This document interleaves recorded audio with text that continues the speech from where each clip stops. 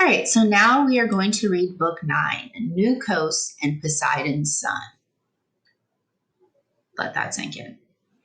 All right, so as we've said, Odysseus has crash landed onto the island of Scheria. He's welcomed by King Alcinous. King Alcinous throws him a banquet, and he's like, okay, tell me where you've been. I've heard of you. I know you've been lost. Where have you been for all this time? So Odysseus is recounting his adventures, and this is the flashback. So Odysseus is telling King Alcinous everything that's happened to him. So he starts his story with when he left Troy. We've already kind of previewed those tales. Odysseus begins, and he says, I am Laertes' son. Now, Laertes, his father, is the king of Ithaca, or was the king of Ithaca until Odysseus took over. What shall I say first? What shall I keep until the end? The gods have tried me in 1,000 ways. Now, there's a term for that. It seems like he's exaggerating. He has had a rough time. Have the gods tried him in 1,000 ways? Could he really make a list of 1,000 ways? That's an exaggeration. It's hyperbole. But first, my name, let that be known to you. And if I pull away from pitiless death, friendship will bind us, though my land lies far. I am Laertes' son, Odysseus. So Odysseus keeps hammering in this connection to his father. His father was well known, but also that's just sort of part of his identity is that he is the son of the king of Ithaca, even though he himself is the king now. Men hold me formidable for guile and peace and war. Now, always look in the margins. Sometimes they will tell you what things mean. Hold me formidable for guile. They consider me impressive for my cunning and craftiness. This fame has gone abroad to the sky's rim. So, men know I'm famous, and so do the gods. My home is on the peaked sea mark of Ithaca, under Mount Neon's wind-blown robe of leaves, in sight of other islands, Dulichium, same, wooded Zenith, Ithaca being the most lofty in that coastal sea, meaning it's the highest, and northwest, while the rest lie east and south. A rocky isle, but good for a boy's training. I shall not see on earth a place more dear.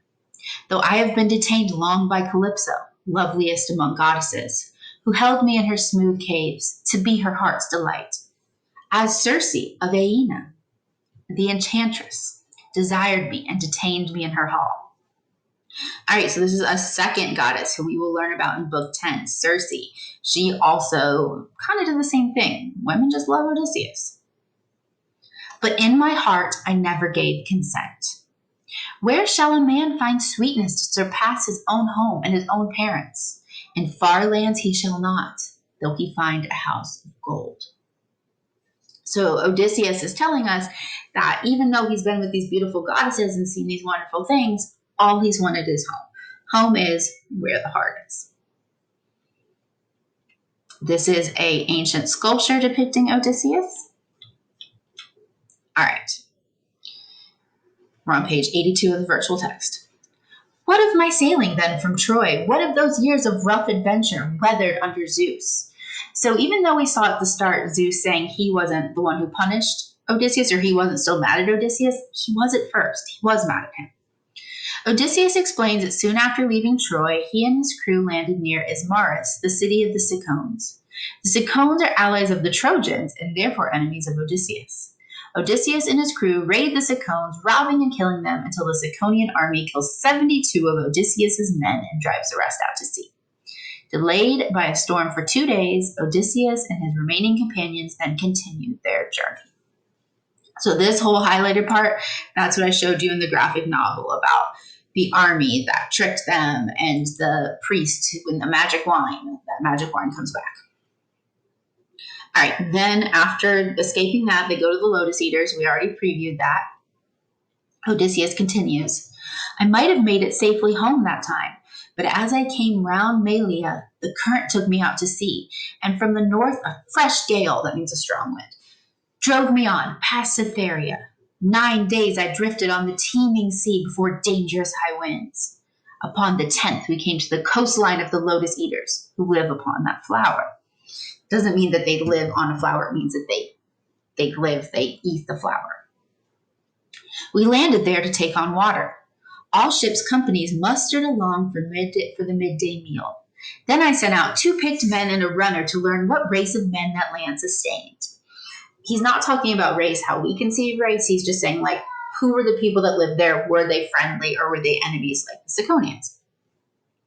They fell in soon enough with lotus eaters, who showed no will to do us harm, only offering the sweet lotus to our friends. But those who ate this honeyed plant, the lotus, never cared to report nor to return. They longed to stay forever, browsing on that native bloom, forgetful of their homeland. I drove them, all 3 wailing to the ships, tied them down under their rowing benches, and called the rest. All hands aboard! Come, clear the beach, and no one takes the lotus, or you lose your hope of home. Filling into their places by the rowlocks, my oarsmen dipped their long oars in the surf, and we moved out again on our seafaring. So think for a minute. What is something that we know of in our modern world that if you give in to the temptation, you might lose track of reality? Because that's what Lotus is like in this story. And now we have gotten to the Cyclops, and we're going to take a little break before we continue the story.